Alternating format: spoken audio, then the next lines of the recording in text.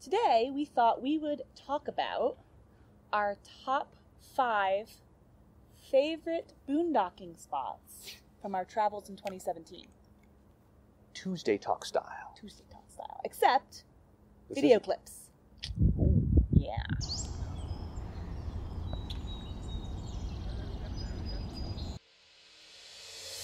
So we know it's already 2018, but we thought we'd do some compilation videos of our favorite things from our 2017 travels. So you'll be seeing more of these videos in the future, and we will have a playlist of them on the channel as well. And we'll probably end up doing these quite often in 2018 as well. So as we come up with favorites, we'll make sure to link to past videos and show clips of our favorite things. You have this all worked out, don't you? I think so. Nice. It's all his. He has to do all the work though, because he has to find all the clips. This is all news to me, by the way.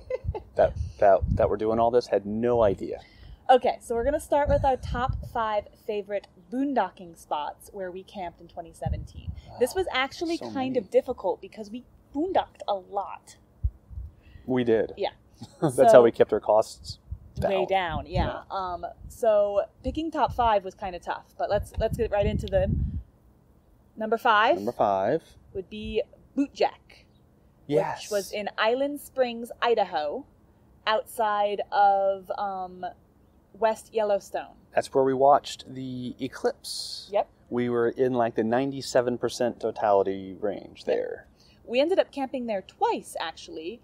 Once for the eclipse, and then again later on to on our way up to going to North Yellowstone and going up to Montana. There's nothing really special about the boondocking spot itself. It's just kind of a dirt area. some Last time trees. we were there was a bunch of cows that were roaming through, and we had happy hour with a few of the cows. Video there, but it had nice proximity, close proximity to Yellowstone, close proximity to a town in the other direction for us to restock and get water and all that stuff. So it was a really convenient, nice place with decent internet cell signal. Yep.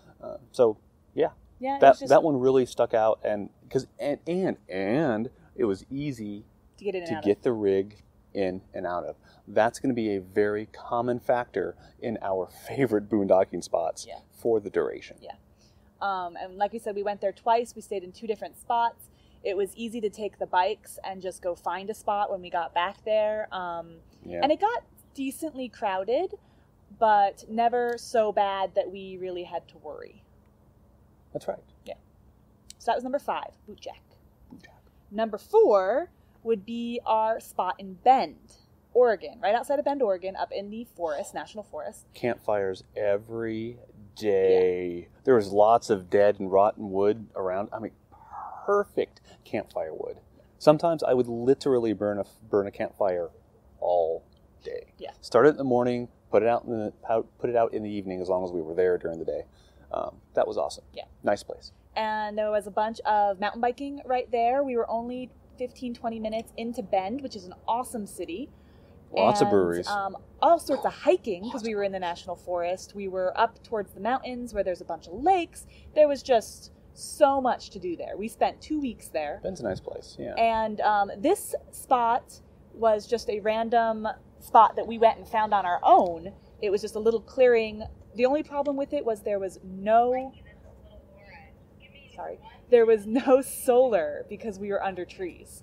So that was the only major issue with this spot. But we just ended up using the generator. And that was fine. There are a lot of other spots in the national forest with roads that have a lot more spots, but this one was super easy to get into. Again, big thing for us, and we really liked it. It snowed the first day. It did snow the first day, And it got up to 100 degrees-ish, maybe It high was- 90s. It was nice. The following week. Yeah. So Kind of crazy. that's Bend for you. Yeah. So I'm going to take a quick little break and mention that we may not be able to link to every video for all 5 of these spots in the cards. We will have them in the description below, however. And if you are interested in any spot we've camped in 2017 or at all, check out the card above, because I will link to our website where we have a map.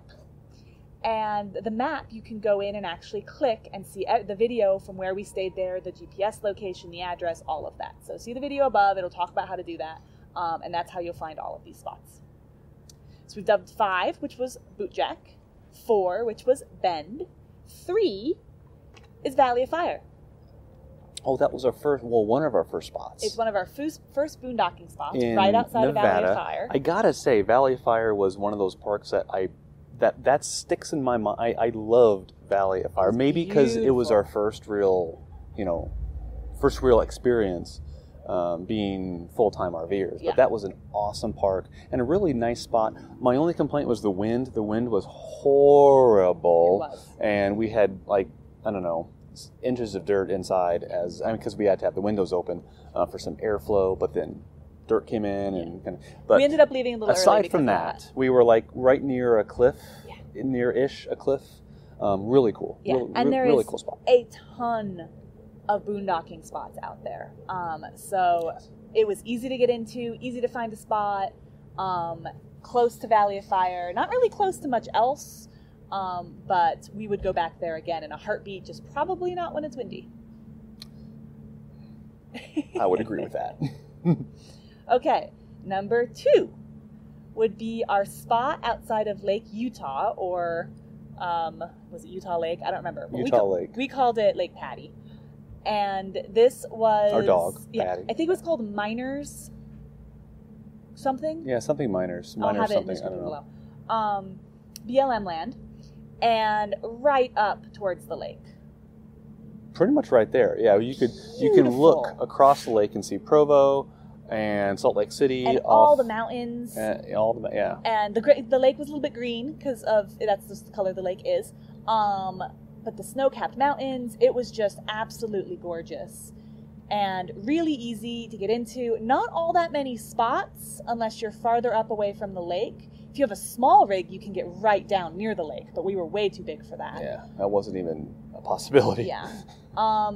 It is a spot that you can find some people. I think that was the first time we had a lot of like car camper, tent camper, not necessarily vagrants, but possibly homeless, but we never had any issues with people. And there were a lot of bugs there, but they didn't bite, which was fine. After being at other places where the bugs bit, mosquitoes and no-see-ums, having lots of bugs around at night and in the morning was just an annoyance, but they didn't bite, so it was fine. Nice little reprieve. Yeah, but absolutely gorgeous. We will definitely stop there again if we're ever going up towards Salt Lake City. For sure. It was a great spot. And there was a town pretty close, and you weren't that far from the bigger cities. I think we even got Airstream truck work done while we were there. Okay, and that brings us to our number 1 favorite boondocking spot from our travels in 2017. Drumroll, please. Lake Sistina. Now, I'm going to preface this by saying we were told by Camp Endium that Lake Sistina is no longer free camping. It is now a day-use only campground or area, which makes me incredibly sad. Because somebody ruined it. We loved it. It was an actual campground with camp spots right on Lake Sistina, right outside of Weed or Lake Shasta up on Mount Shasta in California. And super close to Weed, super close to hiking, absolutely gorgeous on this really pretty lake. You could see Mount Shasta behind you, the peak. It was amazing. Sunsets were and pretty free. Cool too. And there was even, I think, there was like a pit toilet there and trash cans. Like, it was just really, really neat. But apparently it is no longer available for overnight camping, which is sad. But if you're in the area, you should go still check it out because it was really pretty. It was very nice, yeah, and probably still is. It probably still is. It was super easy to get into, free, and great location. So, and gorgeous. Like, I can just remember opening the windows and just standing by the door and being super happy. So, number 1 top spot. Lake Sistina. Lake Sistina. So we'll be doing more of these compilation videos. If you've watched us for a while and would like to see a favorite of ours, something like our favorite waterfalls, our favorite hikes, our favorite views, I don't know, something like that, let us know and we can try to do a compilation video. Try, meaning this guy will put it together. I'll just plan it. Works for me. I just get the details and something materializes and look at that, we have a video. And I think that is it. So if you like this video, we'd love it if you give us a thumbs up. Subscribe to the channel if you haven't already. It helps us a lot. And we will see you next time. That's right. Bye, guys. Bye.